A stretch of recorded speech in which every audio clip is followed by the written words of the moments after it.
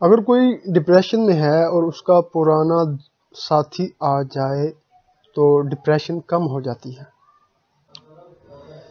اسی طرح کوئی پرانا منظر نگاہوں میں آ جائے تو ڈپریشن کم ہو جائے گی۔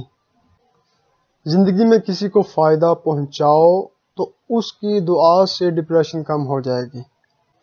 ڈپریشن کو تحفظ نہ دو بلکہ اس کو ختم کرنے کے لیے سٹرگل کرو۔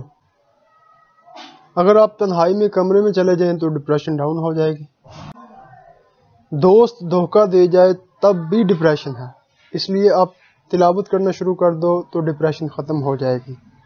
درود شریف پڑھنا شروع کر دو تو ڈپریشن ختم ہو جائے گی۔ اللہ کے آگے سرنڈر کر دو تو ڈپریشن ختم ہو جائے گی۔ حضرت واصف علی واصف رحمہ اللہ۔